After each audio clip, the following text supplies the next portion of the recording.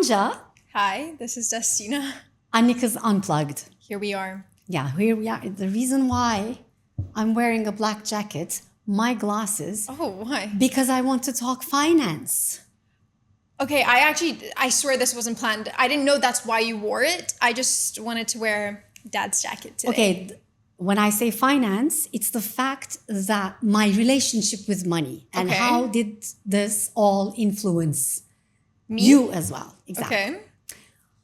I hated money. Yes, you did. I don't even know why I hated money. It's a bit of a taboo. Would you say taboo? I don't know. Not taboo. It was something like you cannot The conversation like is- money. Okay, the thing is I need to make a kind of there's a nuance here. Because when I was working in the corporate life, making everything in the best possible way for the corporate to make money was okay.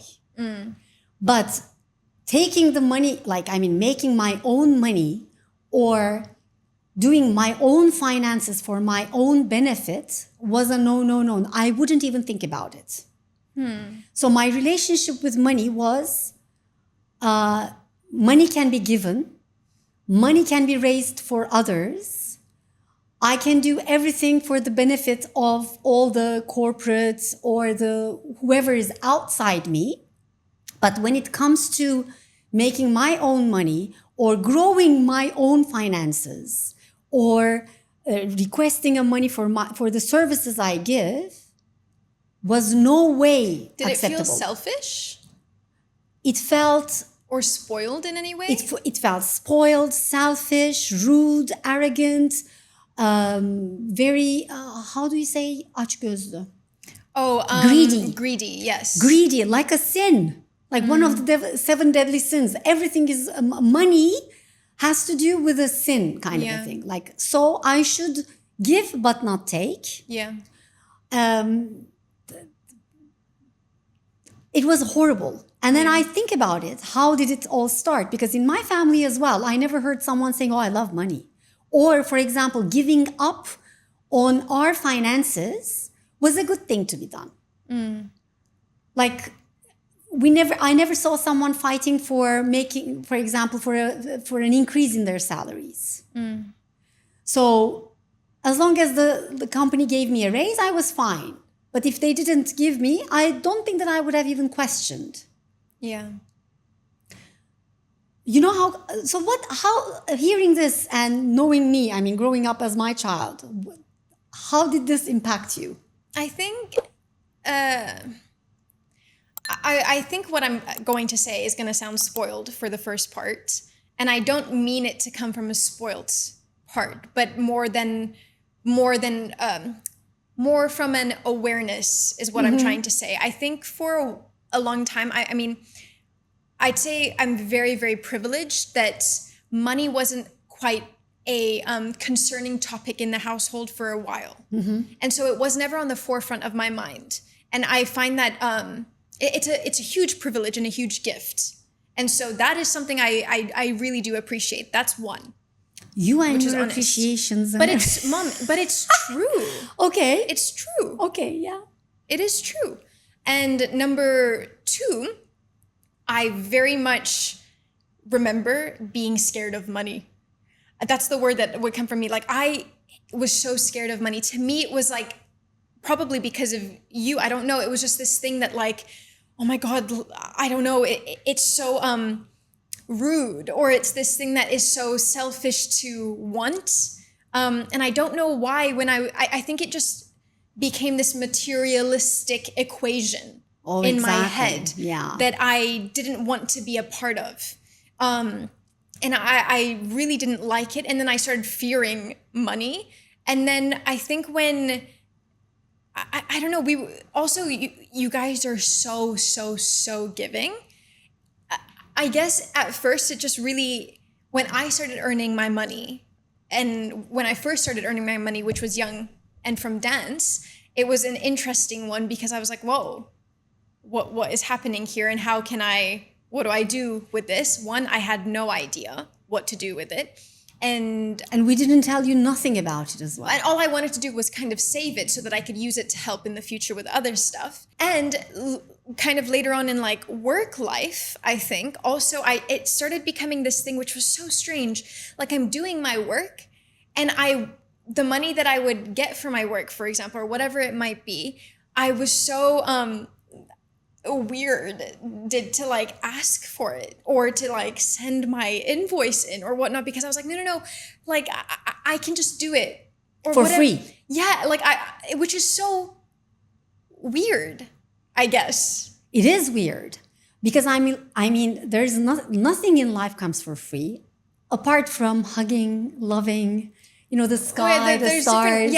different currencies. Exactly. You know what I mean? But yeah, I'm talking about love currency, baby. But on the other hand, the reality, the fact that I dismissed money so much, yeah, and that I could do everything for free, and like for example, my volunteer work started working against my income as well, because people started calling me to events where they used to pay everyone but me, saying, but you're doing volunteer work anyway. Oh, yeah. And I just started saying, hey, there's something wrong going on in here. Yeah. And then I started questioning and the thing is, for example, people around me used to talk about money. I used to avoid it. Correct me if I'm wrong, but does it feel like, when you do the volunteer work, let's say you're asked to do a speech, right? And then everyone's like, oh, okay, you normally do it for free, so do this one for free. Did it then feel like this thing that, I don't know, if you now ask for money, do you know what I mean? It's like this thin line of, I'm doing something that I love, so why would I then ask money for it? No. But then it's like also, I'm doing something that I love, and what is there's nothing selfish or arrogant about wanting to get your money's worth, I guess. It's what you deserve. worth.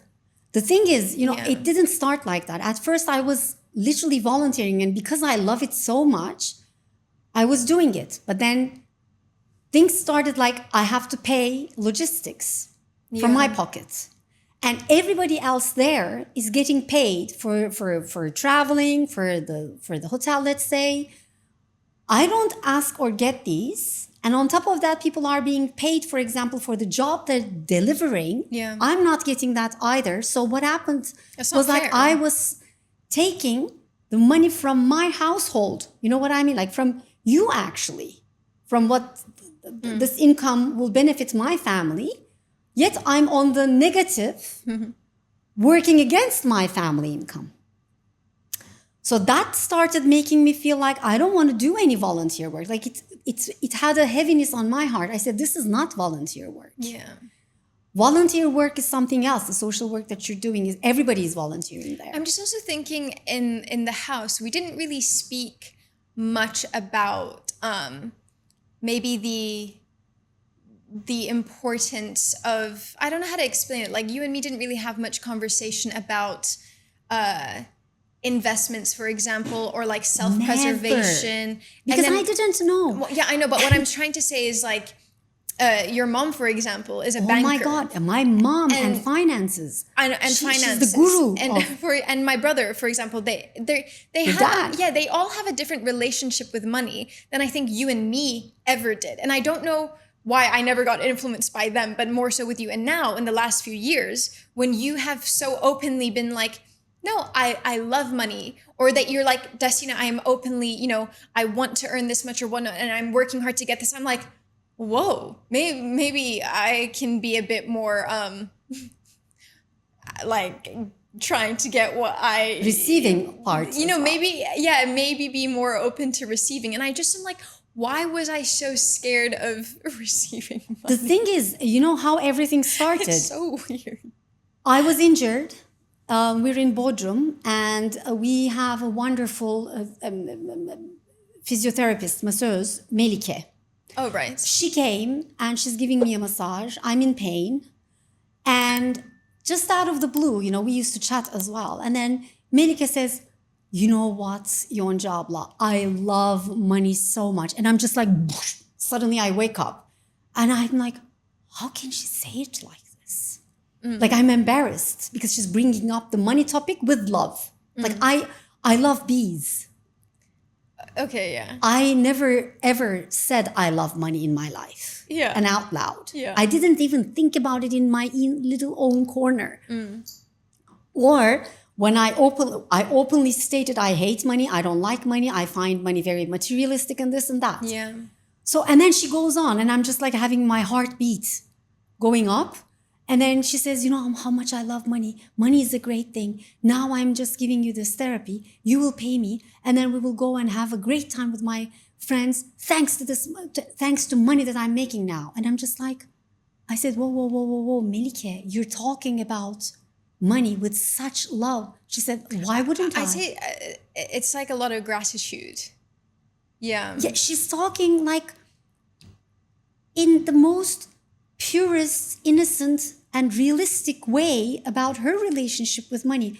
And I said, how can you say? She said, why wouldn't I? Your job, like, I mean, look, I'm working hard and you're giving me, and I'm going to celebrate it. And I just said, I never, ever had this moment in my life. And I said, Melike, you opened like a big door for me now. I never treated money. And then she said to me, yeah, but imagine how you're treating money. If this was the way that you were treating your children, how would it be? I said, oh my God, they would never want to be with me. Yeah. And I said, well, money would run away from me because I hate it so much. Yeah, and I think that's kind of what was happening for some It time. was happening. And then, or valuing my work, or how I put myself out there. Like when you devaluate something, then you don't match your standards as well. And then things don't go well. Yeah. And then I said, I see my mom, you know, she has her notebook and then she makes her calculations. And if I wanted to ask her, she would help me. But I mean, we were avoiding it as well. After my father passed away, we had financial problems too, which made us also, you know, run away from money too. But then I said to myself, well, how can I make this up? I mean, I don't want my daughter to run away because Aslancığım has a better relationship with money. Yeah. Arda as well. It's me and you. Yeah. I don't want to sound sexist, but I think a lot of women have No, don't have maybe this kind of a relationship. I think It's a relationship that can be worked on. it can be, and I don't think to generalize, but mainly, Mom, I think it's also like one, it's our household and the women in our family a little bit. So I'd say it's more Like it's being humble. It's more that. Humility is not this though. But it's more that. Do you know what I mean? Rather than saying it's more But being so women, so it's unjust to yourself. You know, I think there's an interesting thing there that now I'm thinking about, and I don't know if it correlates at all. But I think when you do your passion in life as your job, I wonder if it's like, now I'm thinking, because I do what I love so much and I would do it for free, it's like, well, then why would I have, I don't know, charged it anything? Do you know what I mean? Then But how will you survive? I know, but then I'm thinking, but it's also this kind of respect that I should give to the passion that I get that, but it's a lot of well, that's what I'm saying. It's a weird thought process that we both kind of fell into. exactly. And I mean, how about your sustainability? Well, 100%. Like, there's no way you can survive on this. No. And the thing is, no one else is doing the way or seeing it the way you're seeing it. Because my expectation was, I will never mention any money. They will know my value and pay me back based on that. There's no such thing in life. But I will say you're a very hardworking woman, and you have always, you know, earned your own money. And that's something that I really admire and look up to. And there was one time I remember, I think a few years ago, that you said to me something like, well, I think we were, even it was the smallest thing, we were going out or something, and you were like, oh, you were looking for cash. I was like, oh, Mama, I have, I've got, you know, whatever it is. And then you're like, no, you don't. And I was like, yes, I do. She's like, no, you don't. And I was like, yes, I do. And she's like, no, that's yours. You keep it. Or you said something like that. Yeah. And then I was like, what? She was like, no. I want, like, you should always keep something for yourself. And Exactly. I was like, what? And then we started having these kind of mother to daughter, I guess, like talks about finance that you started bringing up about, you know, some cultural traditions as well that you found very important, that I know, certain things that you think are important for me to continue and preserve for myself and my relationship with myself, which I was like, oh, Interesting. Yeah, because I heard, for example, from my grandma that every woman should have their own money kept, in a little corner for themselves. And I would never understand it because she has gone through wars, and then she lost her husband, and then so many things happened. But then I never took it serious, and I just didn't hear it. But then, as much as like growing up and going through some of the periods in my life, I said, "Oh my God, I wish I had kept something." Or rather than just spreading it out like that so generously, maybe I should have given a second thought just for the safety and security. Or else, for example, some of the traditions, if I knew them, like that would be passed from one woman to another, like a like a like a nice lesson, or like heartfelt conversations around money, that would have saved me a lot. And I said, what do mothers talk with their children again about this, or their daughters? Because it's so precious. Yeah. Because I think it's also one of the women empowerment subjects that we hardly ever, like whenever I speak to a lot of friends of mine, nobody wants to really talk about money or how to invest that little, tiny little amount of money that can In yourself. in yourself or even in the bank. Or there are so many investment means that I never knew until like I am literally 50 years old. Well, I think that's what I mean. Savings account, It just started checks, now or properly. yeah, for you. funds. I don't know, gold, silver. Like I never knew anything, or I was never curious to understand as well. Like for example, I never knew that if you keep your money in the current account, you make the money, you make the bank rich. But if you do a savings account or do something with that money, that tiny little, let's say it can be a 1 lira as well, doesn't matter. But you can do something about it to grow it. Like I grow trees, I grow tomatoes in my garden. You can also grow that money. And I never knew it until my friend, for example, said to me, Yonja, what do you do? I said, nothing. She said, how?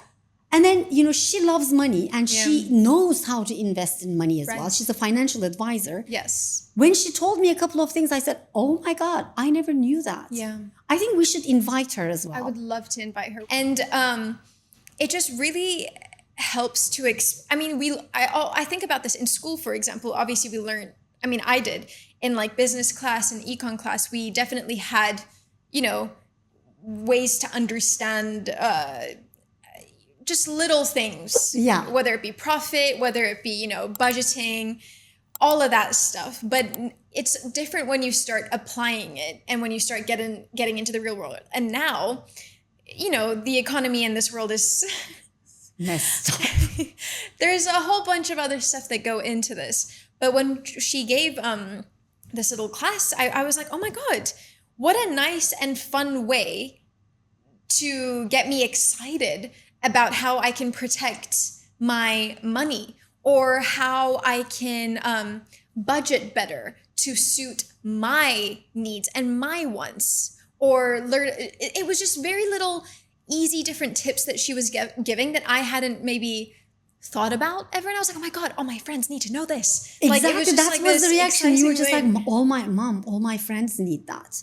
Exactly. Well, because now I guess at the age we're at as well, and with my friends, we're all in different places, we're all doing different careers and whatnot. And it's so exciting. But then also, I guess everyone's on their own timing in life, but you hear different things. And of course, now we're kind of, exposed to so many things going on in front of us on social media, as well as like people are, buying houses at this thing and doing this thing and this thing. And you're like, whoa, where should I be? So it even opens that kind of discussion of what is happening. Yeah, and then it's real life talk. I wish there was a kind of this is a very important topic. Yeah, I think we First should of talk all, about I it. think we learn about all this budgeting and everything, but when it's outside of us. Yeah. But you never think about what's inside, and applying it to yourself is not that easy. For it just wasn't easy for you and me, but really when I think about it for Dad and Jem, for example, or even Grandma, I'm like, it is so second nature to them to do this. But you and me are very Like, maybe the creativity in us maybe played a different, or maybe I don't know. I interpret it so wrong. I mean, That's I don't all know. I can We just say. we do it for others. Do you know what I mean? When Jem does it, or no, I applaud him, and I'm like, oh, that's amazing, and I'm like, oh wow, like I wish I could think that way for myself rather than for the other people around me. But we're getting better at Exactly. it, and I do think little conversations like that and those little tips and tools are really efficient. Yeah, and get like schooling on this as well. You Yeah, know, and I like just thought a way of like we flirting- volunteered, and my friend said, "Oh, of course, I'll teach you." But imagine just even naming it flirting with finance. I was like, what a creative way to Yeah. spark some curiosity about this topic that is difficult for you and me to digest for some reason and feel so like, ooh, about. Exactly. And the thing is, I think what helps me as well, Destina, when I started producing our olive oil, Yeah. like putting a value to that and selling it, like Yeah. because what I'm doing is like I'm selling directly to Yes. clients. Yes. Like they ask me how much, so I need to give them a price, and I was ashamed. Money came with shame. Yeah. And I cried. And during one therapy session again about this, I mean, Özge was also saying, Yonca, I mean, this is a product that you're producing. You're paying the people who are making the harvest with you. You're investing in your land. Like you spend, there's a cost behind it. Yeah. And you're doing the best possible things with the analysis and this and that. But then I should give it for free. How? I mean, but then starting small, like, I mean, when people said, Yonca, let us pay you for that, I started getting this relationship. But Melike, and the fact that she said, I love money, that was like, whoa, how can I hate it and still lean on it? There's no Yeah. such thing. And since that day, I think I started saying how much I love. And I hear you say it. Yeah. 53 years old right now, going to 54, I think I started building up a good relationship with money. I think that's the way to put it. I think our relationship with money was estranged and scarce, and now it's healthier. Exactly. So we definitely will need to have a session, a podcast episode together with a friend, with my friend. Yes. Because I mean, she needs to, I love the way she talks about it. And I just think we'll do it's that. valuable. Well, yeah, exactly. All right. Thank you. I think that's it, right? Yeah, that was. I love money. Oh my God. Money, money, money. Abba. Yes, I understood. Yeah. Sorry, it just caught me off guard, but yes. Yeah, I love money. How should we call this episode? Money, money, money. Yeah. What was the next lyric? Sorry. Money, money, money. Oh my God, I forgot. It's a rich woman's world. See? Women. Okay. Thank you, guys. Thank you. Bye. Bye. This was Annika's Unplugged.